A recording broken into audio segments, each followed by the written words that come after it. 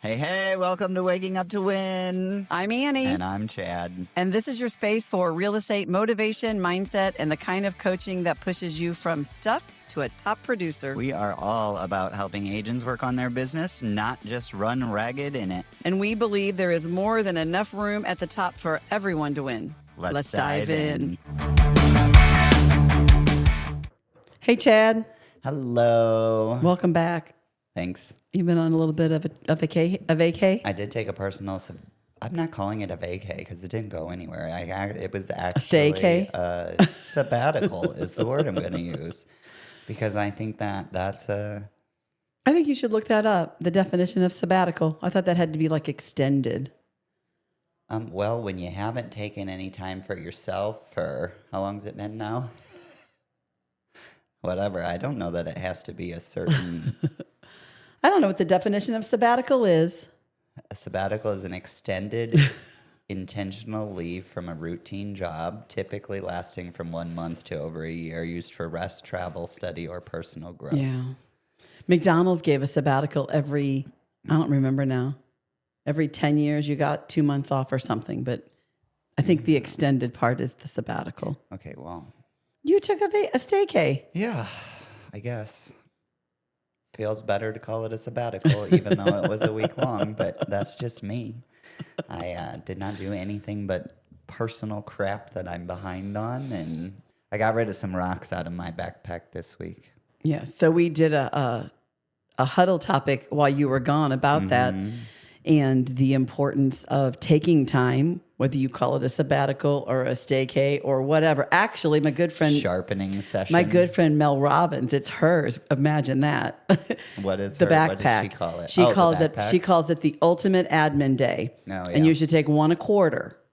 And she literally gives you like... Just 1 day? 1 day a quarter to remove the personal rocks from your backpack. And that's not your weekly stuff. It's not go to the grocery store. It's not go get a massage. It's not take a day for yourself, but it's a day to run to the post office, renew your license, make your doctor's appointments for the year.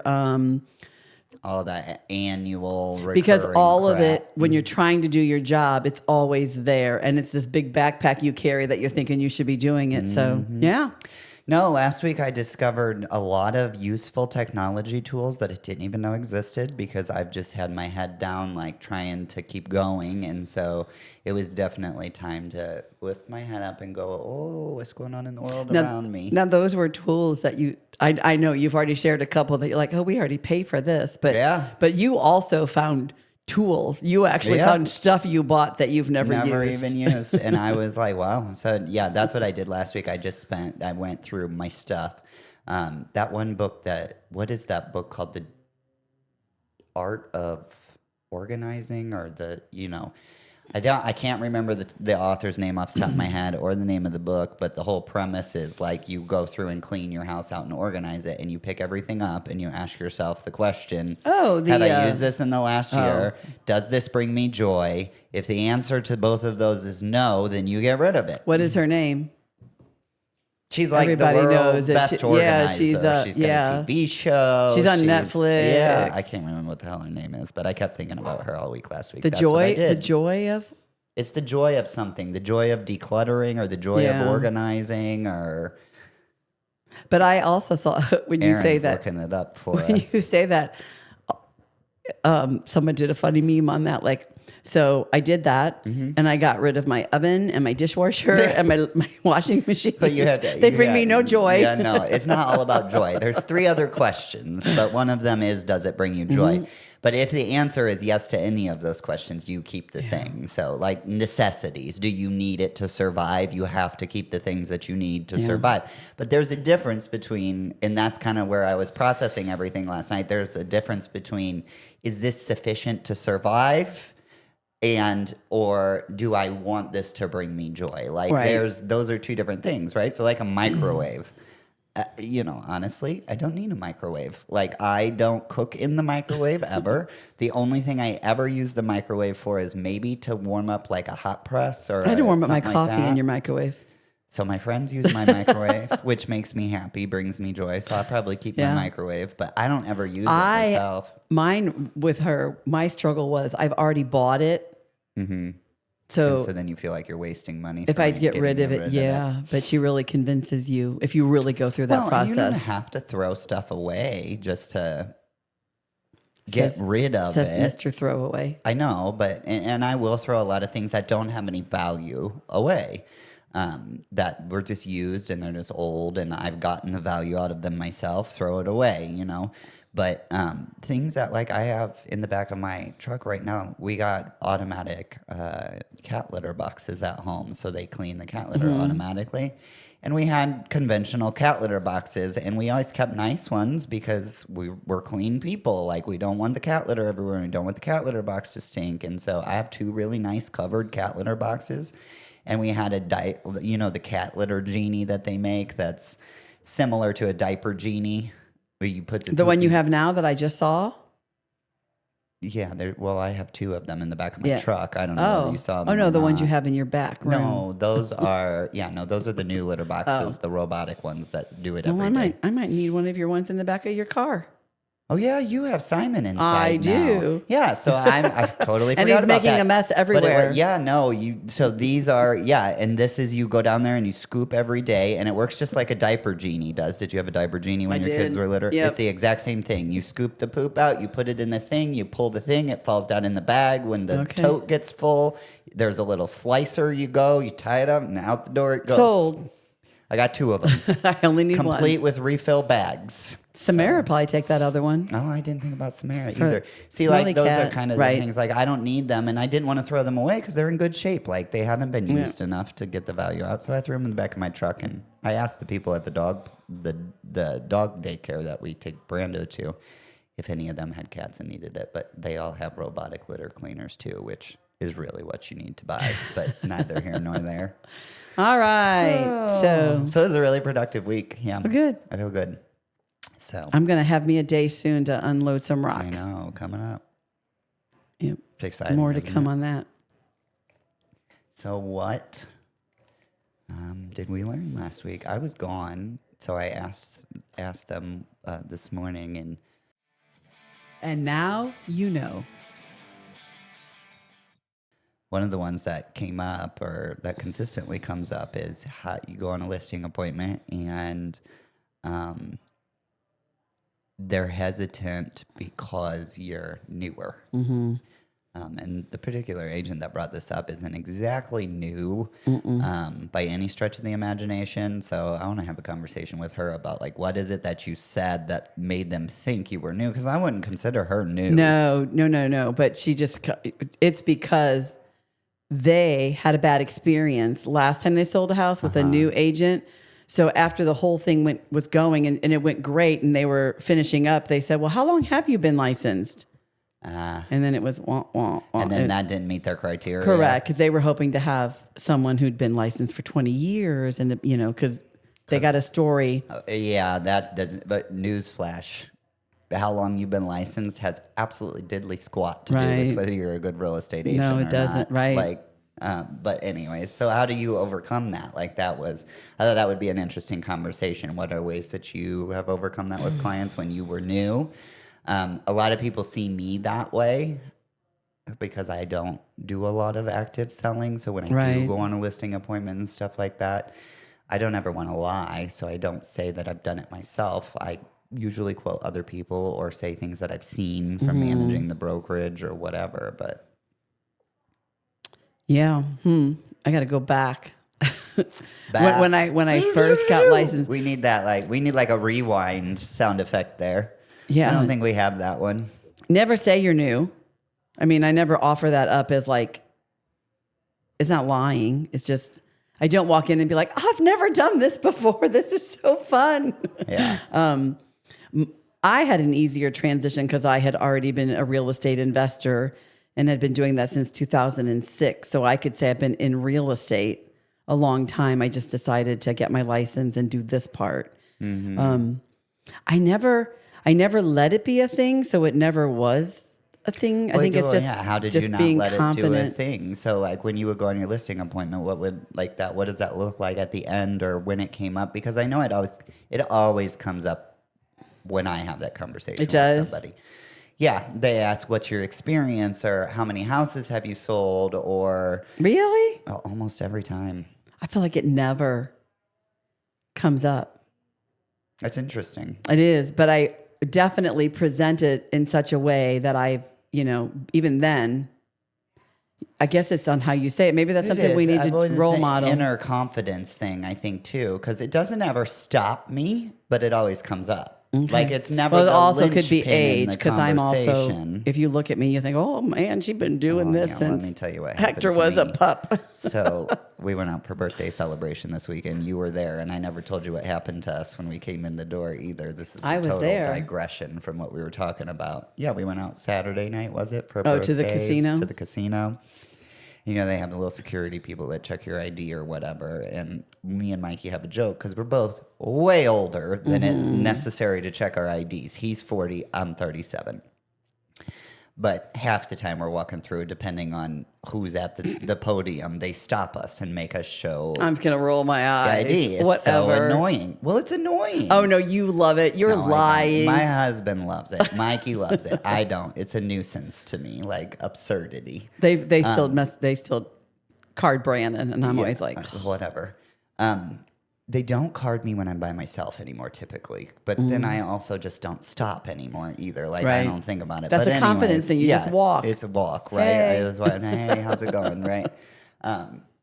So, anyways, they asked to see our ID, and we were a good 10 feet back, and they do their little hand signals to tell you I'm in charge, stop and watch the thing, whatever. So I'm like, all right, here we go again. So I start digging for my ID and I get up to the podium and I'm digging and Mikey's digging because people don't typically card us for anything anymore. So I don't know where the hell my ID is. It's in this bag somewhere that I carry around with me. And the guy goes, oh, wait a minute. Well, how old are you guys? And I was like, oh, no, you didn't. Oh, no, you are not about to have stopped me to check my ID. And then once I got close enough, going to change your mind. Just check the motherfucker now because it's rude now.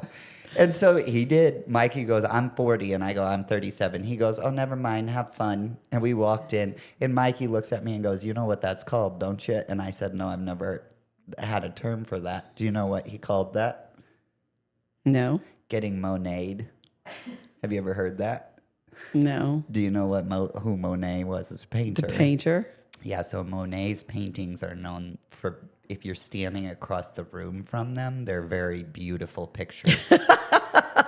But if you walk up within 2 or 3 feet of a Monet, you can't tell what it is. So it's just a fucking mess. So it happened to me once, and I will remember this forever. And it was so rude. And it was at Schnucks or somewhere. And I had bent over to tie my shoe or something. And so Katie was standing there, and she was probably 16 at the time. And the lady goes, oh, I'm going to need your ID. And I swear to you, I stood up and she went, oh, never mind. That's how I saw it. I was like, that was so rude. It is rude.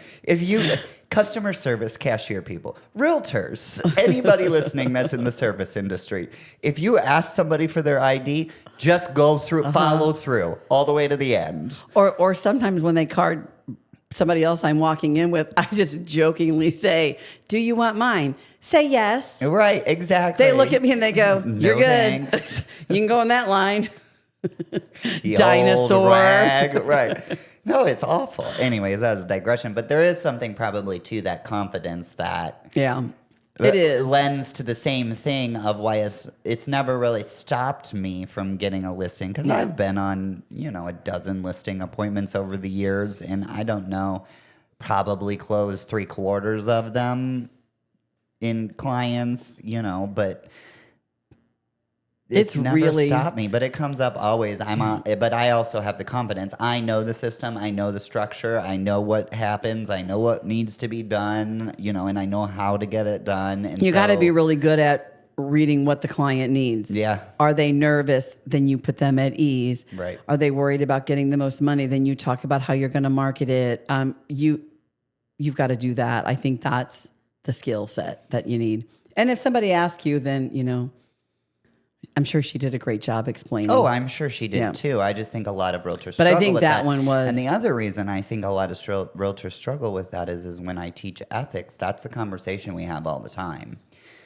Because it's one of the articles in the Code of Ethics is about misrepresenting your services. You can't go into a commercial listing agreement having never listed a commercial project before without disclosing to the client that it's your first commercial deal. And so everybody always says, we talk about that a lot because it's the most common one that you end up in. But then because ethics is a required course for our new realtor members, they're always like, well, does that apply to being new? And I'm like, well, yes, it does. I said, but, just explaining that the license law is set up to where a new realtor licensed as a salesperson in Missouri, anyways, this is how Missouri works, is never on their own. They're not allowed to be on their own for 2 years. So if your realtor is a salesperson, that means that their broker, who they're affiliated with, is actually the one that is overseeing and directly supervising your transaction. You're just working with your realtor as a communication point. And I think that a lot of realtors don't want to rely on their brokers. And they don't, or their brokers don't want their agents to rely on them. I'm not sure which could be either. But I think that would be that would be how I would handle that. That's how I've always handled that objection also is like, I haven't done a lot of listings. Well, some of that's also explaining when you're sitting down that you're signing on behalf of the broker. Right. When you put down the Missouri broker disclosure that's where you explain that you're supposed to give them upon first meeting them or obtaining any financial information. That's where you explain that and you say, this is my brokerage. Right. I'm a licensed salesperson and I work under this broker that has signed this form, and this is the agency types that they've authorized me to sign on their behalf under. Right. So buyer's agency, listing agency, right. Explaining that up front for sure. That would help. And maybe I'll be curious if that agent did that or not. Because then I don't think it would come up. There's no room at the end of the conversation to come up. Yeah. And well, it still could. You could still have that client that wants to know how many houses have you sold. Right. But then also go back to, well, like I said, I'm a newer agent, but my broker personally sold 20 this year, and she's directly supervising me. So you're really getting me plus them. And if your broker doesn't do that? Well, I could imagine it would be hard for some brokers to do that, given that they broker 400 to 500 licenses across the state. And hopefully they have teams then at that point, and you have. But anyway, all right. Good to know. In case you didn't know, now you do. What is going on in real estate? What's in the news? It's been a while since we've asked you what's in the news. I hope it's something earth-shattering. Actually, it was a good. I only read 2 of them, but the 2 of them I read were good. Hopefully, it was the top 2 because those are the ones we're going with today. Great. What's the top 2? Okay, first one. Parents are saving up to help their kids buy a home. For many families, helping children achieve home ownership is becoming just as important as helping them pay for college. Yeah, that was an interesting article to read. It was, it made me, it kind of triggered me from my past. Why would it trigger you? Well, because when I was in high school, which is, I'm the age that, okay, so first of all, we needed to establish a baseline that was established in that article. The average age of first-time home buyer is 40 this year. Another record high. It's 30 been a record high for 4, 5, 6 years in a row now. And so it increased again this year. And the reason it's increasing is? The housing shortage, affordability crisis. I think there's a lot of reasons in that. Not enough houses for the amount of people that we have in the country now. And we haven't since 2010. that was the last really, that 2008-9 build up to that financial crisis. That was the last time we had like an even ratio of population to housing. So we've been almost 2 decades now with not enough houses for the people that are living in the country. And so that's number one. Number two, that fact is creating a pricing Right, run which is where this because there's no supply. article's coming to. But the demand has increased. So when demand increases and the supply Basic decreases, 101. Econ 101 says shit's going to get more expensive, right? It's more valuable. So we have an affordability crisis too. You know, it is in the 80s when you got out of high school and you got your first job and maybe you went to college and got a job afterwards. Maybe you went to trade school and got a job afterwards. Maybe you just went to work full time for a local mom and pop. You were able to make enough money in those roles to purchase a house at the age of 29, 30, right? Yeah, and I feel like I was making $2.37 an hour Well, of too. course you were, but houses also caught. I Right. mean, your first house that you bought was on Grayson-Hour Court, 109,000, and and today that house would sell for what? 400. Yeah, I mean, like, so if you take that 109 to today's 400, and when you bought that $109,000 house, how much were you making?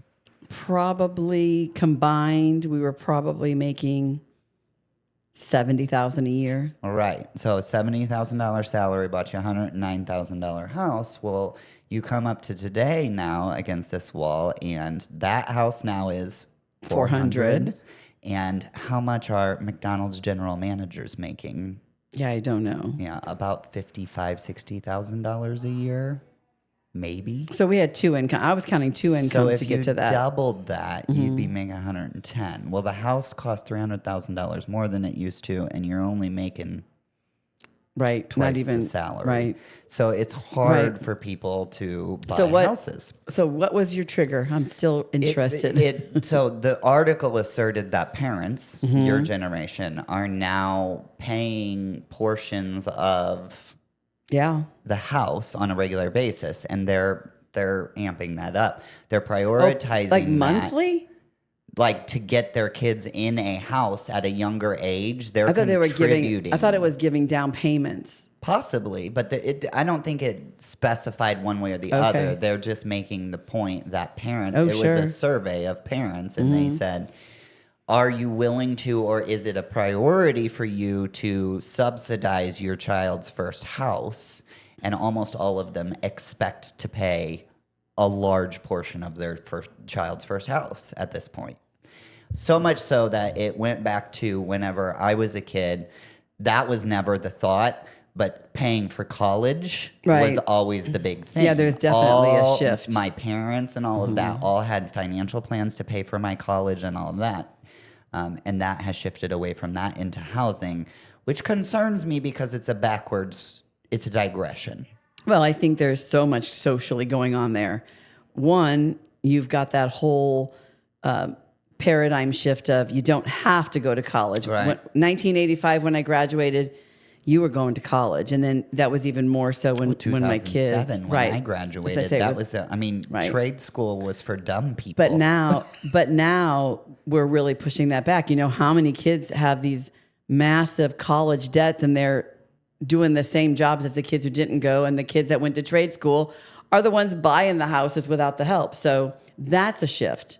But I will tell you, looking back, that triggered a curious thought. I'm curious of my generation. So 2000 to 2010 graduates. We were really on the end of that, or the beginning of that, bubble of you going have to to go. college for crap. Because my kids had to go to college. I mean, that wasn't an option for them. Right. And I was expected to go to college too. It was very rebellious that I did not go to college. But I didn't go to college. I bought my first house at 21. And I'm curious, of that 40-year-old average of first-time home buyers, what the spread is of those first-time home buyers who have a college degree and who don't. And I wonder if the people that don't have a college degree that have managed to purchase their own home, what that age is. Yeah. Well, no, because a lot of the kids who have the college degree have the debt.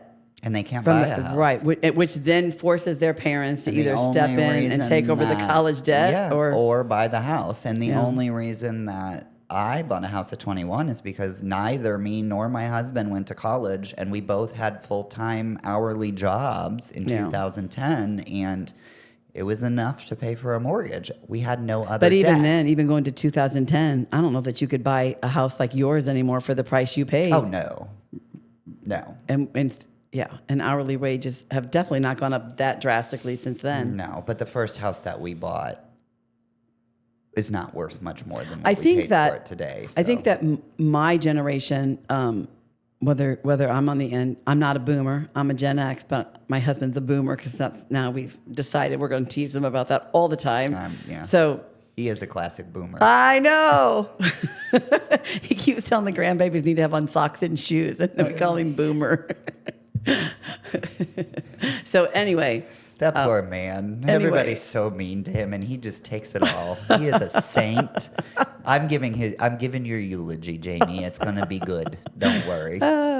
so anyway,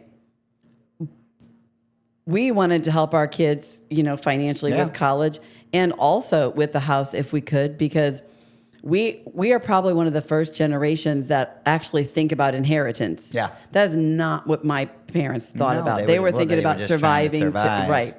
And so when you look about wanting your kids to be successful financially, helping them buy that first house, we know that is the main way to wealth in America is real estate. That was in the article. I mean, Yeah. that is living the American dream. Right. The first step to living the American dream has historically been purchasing a house. And we all know that. I mean, I have so many people that I know that have not saved for retirement. Whether they could or they couldn't, but they have houses now that are going to be paid off and Worth and a it's- lot more. And so, had they been renting all these years, they would have nothing. And now they're going to have $1 million in a Your house. friend in California is a prime Right. example of that. Paid $250,000, and her house is worth a couple million now. And then you move back to You could go to a villa St. Louis community and- or a St. Petersburg, Florida, where you even got to worry about taking care of anything and cash that in.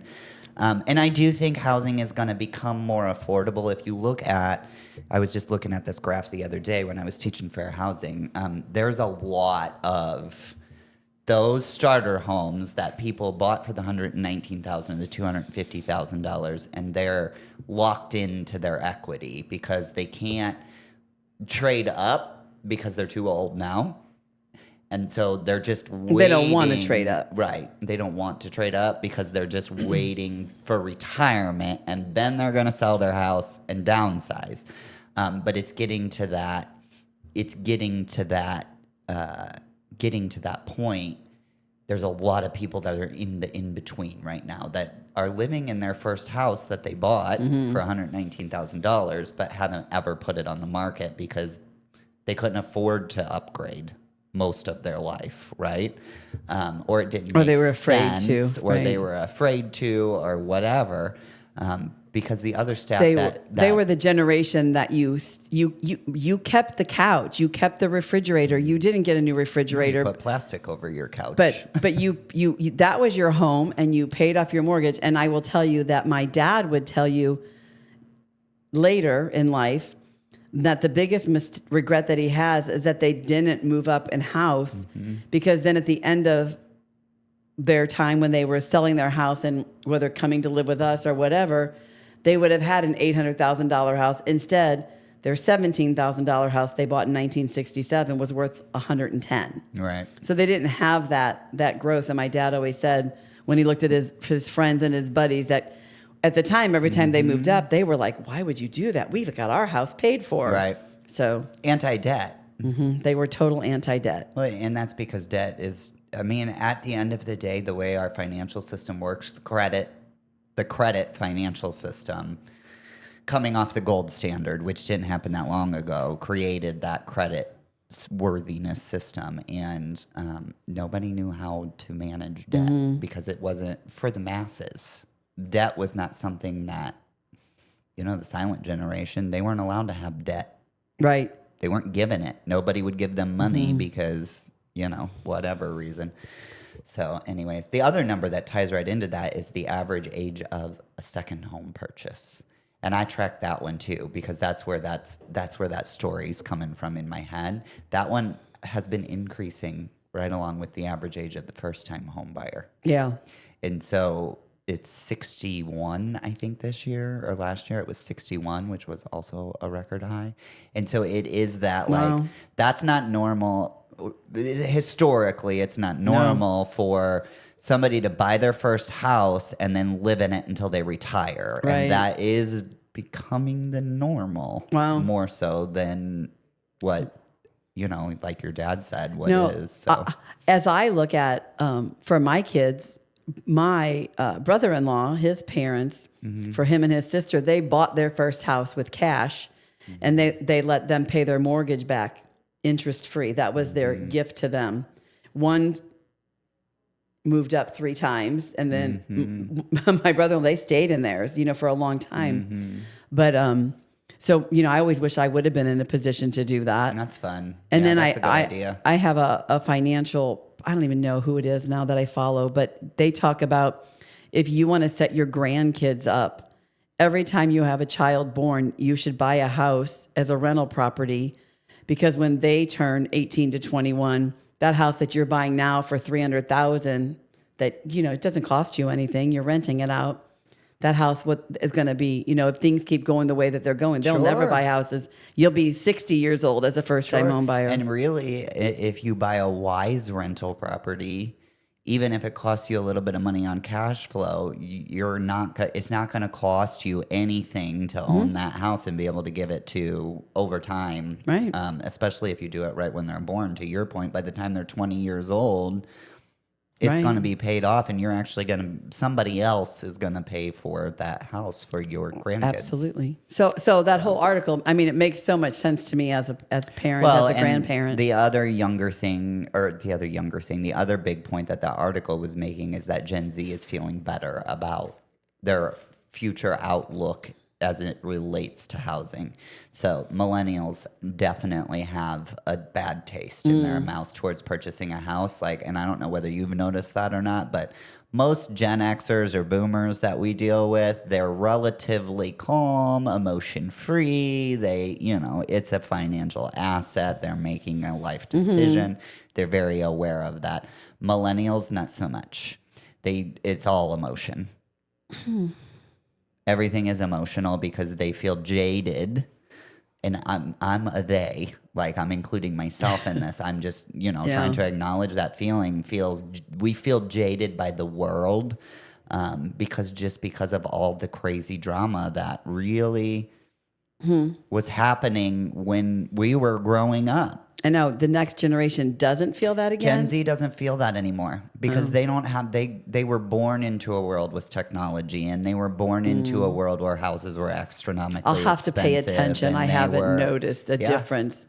When you're my age, all those young people are all the same. They're all the same. No, you're talking about the me's of the world, the people that are middle-aged, living their, work life, saving for retirement, just trying to get to that piece. And then the next generation down is that, they're just coming out of school. They're going to college. Maybe they're going to trade school. Maybe they're, just entering adulthood. Yeah. And they're the ones that are, up until recently, were really blaming millennials. Everybody blames millennials. Know, it must be tough to be a millennial. It is very difficult. Wow, I feel so bad for you. Oh, fuck off. You're not getting carded anymore. All right, what else you got? It's difficult. It's just about as difficult as having to deal with us millennials when you learn to drink from the garden hose. Just because you can doesn't make it a good idea, lady. You have no idea what you're talking about. All right. We weren't allowed inside. I know your life was way worse than ours. It's fine. You win. My life was great. I wasn't allowed inside either. We were forced outside. Okay. I also wasn't allowed to wake my mother up in the morning to get to school. I had to figure it out for my fucking self, but neither here nor there. That explains a lot. Okay, next. A man used ChatGPT to sell his home, but did it cost him a bidding war and up to $225,000 in profit? I loved this article too. I did not see this. So you tell me more. Tell her the whole story. Okay, so there was a gentleman in Florida. He was selling his 4-bedroom, 3-bathroom home, and he sold it for $954,000 anyways. So rather than using an agent, he used ChatGPT for his resource. So he went to ChatGPT on like what photos to use, like how to market, and then even as far as after it went under contract, utilizing it at, what do I do with this form and so on and so forth. But he, after he listed the property, there was 5 offers after only 15 showings, and it closed for $100,000 over what other agents had told him his home was worth. Quote unquote. Quote unquote. None of those other agents were interviewed. Right. The only agent that was interviewed was the buyer's agent that represented the buyer that ended up winning. Yep. And really kind of, if you read more into the article, the work that he had to do, though, after it gets under contract, he had no knowledge of the forms. Stuff is done in Florida is different than like others. So when he went to ChatGPT gave them, well, this is what you should do, and the buyer's agent was, well, we're in Florida, that doesn't pertain to us. So Constantly. And then he said he didn't, the end of his assertion was that he doesn't regret his decision because he saved himself so much money. Well, that buyer's agent makes an opposite assertion that her client got a hell of a deal on that house because it was way under value. Okay. In market value, and it was under appraisal value too, to my understanding. So, yeah, you saved yourself a commission with a realtor by using ChatGPT, and you also cost yourself a lot of money because somebody that knew what they were doing when it comes to marketing homes and taking professional videography and pictures and utilizing social media and websites and SEO and AEO and all of those things that we spend hours teaching ourselves or learning about. So much.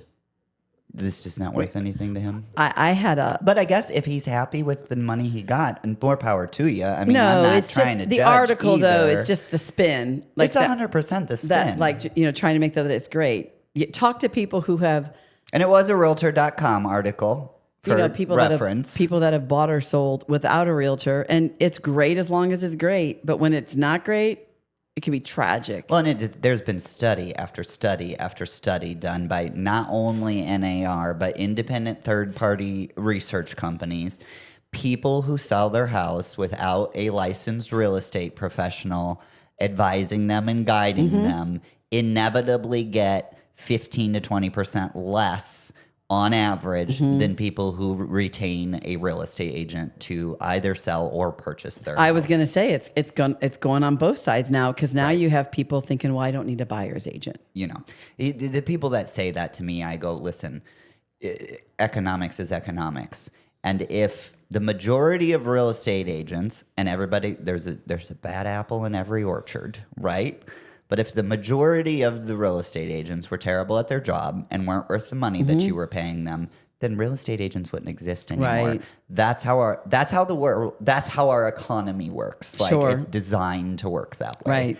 Right. It's so much so it works that way in our office. Right. We have 24 now agents on the roster, and maybe 10, 15 of them produce, which is a lot higher than most brokerages. But that's the way it's supposed to work. Like, that's the system at work that's designed to protect us all. It weeds the bad idiots out, and unfortunately, there's some collateral damage with them. Well, I'm surprised at how many buyers are coming unrepresented at our listings. And I have a story that happened last week. Not one of ours, just someone that bought outside of even our area. Bought a house, closed on their house. Everything was great. You don't need an agent, Yeah. The house has a lagoon They didn't even know that. The lagoon is dry. It doesn't work. The lagoon is overgrown, and it's a $17,000 Dredging fix. and all because you didn't have somebody on the other side Who saying, would have known that ideally would have known ideally, that. but right. So you don't, right. It's okay until it's not. Yeah. So No, and I mean, Like for you said, those there's that a- don't know what a lagoon is, it's a very old way of dealing with shit running out of your house. It's a sewer system that's privately owned by the homeowner and not dealt with by the public sewer authorities at all. It's a big pond of shit somewhere that ferments and breaks down and goes back into the earth. they actually still install them in some I'm places. sure they do where there's but not. but they actually remarkably don't smell. No, they don't. Right. And there's a whole A lot of people there's like a them whole because process of- a lot of people like them because they're actually the most natural way Right. to deal with our sewage. But- so it's actually how sewage plants deal with the sewage too. And I only know that because my husband works for a water and sewer utility. But yeah. they have big, he calls them poo ponds on their sewer plants. And they're lagoons. That's what they are. But they're massive. Yeah. So, yeah, and I'm a fan of ChatGPT too. Same. I mean, and AI. But it has its limits. Well, and here's the thing. You've said this 100 times. You were the first one to say it out loud. ChatGPT, Gemini, Meta AI, Gronk, whatever one you're using, they're literally designed and trained to confirm what you're asking them. So if you're not very Right. careful, they're going to be that friend that tells you what you want to hear. Right. 100%. So, All right. Cool. what the floop? What the floop? What the floop? I don't think we've had any what the floops this week with you gone. Maybe Maybe you're the flooper. I'm definitely a flooper. There's no doubt. I have a lot of floops. You do. For sure. Comes with the mental health issues that I have. But for me, it's the food thing for you. And it was one day back. We had our client appreciation Oh, event dear Lord, on here we Saturday. go. And we did a 2-hour event. And when I was not involved in the planning, which I loved, by the way. Shout out to the team because I'm getting ready to defend my food. I know. As the first time I have ever truly Okay, get to the floop. let go, and I want to. I'm triggered. I know, but I want to take a moment and express some gratitude for the people that. That is planned not this thing. segment. Okay, thank you for those of you that planned it. It went very well. It did. You're welcome. And I didn't. Right, Aaron, I he's wasn't welcome. Involved. And Aaron and Annie were both those people. So I want to make sure that you both know I appreciate it before I start bitching about the fact that there were 900 donuts to feed 200 people. There weren't. There were.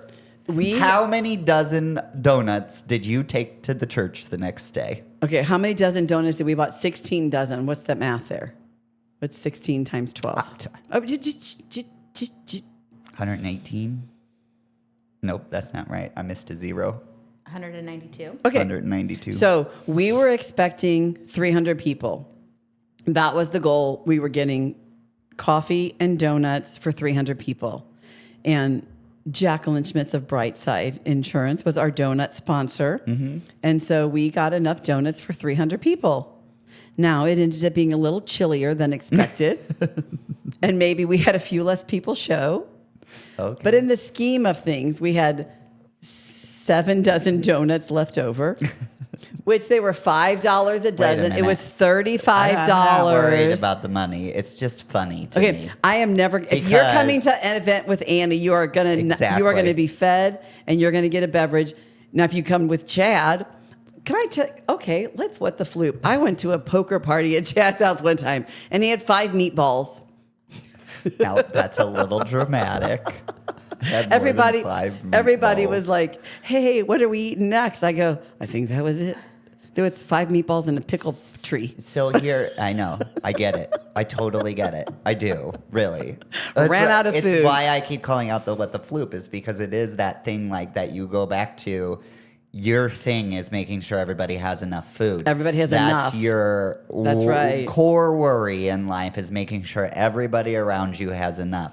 My core worry in life is making sure that everybody understands what they're supposed to be doing. And so when you came to my poker party, we had laminated rules on every table, and there was felt across every table. And But the we couldn't chips read it because we were so nicely hungry. Spread out. So my challenge for your what the floop is, just let me make fun of the donuts a little bit and don't make it about you. It's not about you. It's just funny to me that that's what you worry about. It's different than me. It's unique I to think you. it's not all we worried about. I'm well aware it's not all you worried We about. worried The about the event game, was- the prizes. We worried about everything. I know, but it's just the food is always Okay, with if you knew how many with eggs, you- if you knew how many eggs we had left over, you know how I did that. I was going, give them more. Everybody, give out more eggs. So Chad doesn't see how many eggs we overestimated. It's all right. I don't care. It doesn't help that I also am an overfeeder. Yeah. So And then she actually had it a little bit less, and then I'm Well, like, she they're was up- $5 a Poor dozen. Aaron. Poor Aaron's up at 3:00 in the morning because Walmart emailed and said your donuts aren't going to be ready. So she's panicked, driving around getting 60,000 dozen donuts. So Jeez. Annie makes sure she has enough food to feed everybody. No, and she didn't even call me and say, can you I stop and get know. some of the donuts? It's all jest. It's all jest. I'm just poking my. However, we if had- I we was had almost the involved, perfect- I would have been worried and bitching about other things like where are the games gonna go. That would have all been on a map, drawn out ahead of time. Just everybody's got their thing. So I'm never going to run out of food. If you get invited to an event with us, unless Chad took over the food, you will have food. It's the God's honest How truth, many and hot it's dogs do we one throw of away the at the end of reasons. every pumpkin patch event? God, dozens. We give them out. We give them out to like I random still people at have the pumpkin patch. 144, a gross of the hot dogs in my freezer. That we say every year we're going to reuse these at some point. No, Annie never says that because from a food safety thing, I do not save donuts or hot dogs for a year. Not that have been cooked. They've never been cooked. You still don't save them for a year. What? No, absolutely yes, ma'am. not. Hot dogs don't even expire in the refrigerator for a year. They're literally just How ground much? up leftovers. I don't know. Let's put $20 on it. Aaron, Google it. What's the average shelf life of refrigerated hot dogs? well, are they refrigerated or frozen? Well, 'Cause you freezer. said I would. frozen. He said refrigerated, which I'm winning by a landslide. But I'll give you frozen. All right. Shelf life of frozen hot dogs. Do do do do do do do do do do. For do, maximum do. maximum quality, the average shelf life of frozen hot dogs is 1 to 2 months. I knew I was going to win. I've eaten year-old frozen hot dogs before, and I'm still here. Okay, if you come to our event, Annie promises you will not get a frozen hot dog that's been in Chad's freezer for a year. Chad promises that too because he I lets will Annie worry about overrule the it. food every time. You know what Chad's Oh in my charge gosh, of? the food is what the floop. Technology. And that's why we had a fucking amazing sound system, which I got 3 compliments on while I was there, just so you know. And he also flew the drone into a tree. I did break the drone. Whoops. It was a good event. Good podcast. All right. See you next time. All right, that's a wrap on another week of chaos closings and questionable decisions. If this episode made you laugh, think, or text your real estate bestie like, girl, this is us, do us a favor. Hit that subscribe button, leave a quick review, follow us on socials, or send us your own unhinged real estate stories. Seriously, we want to share them.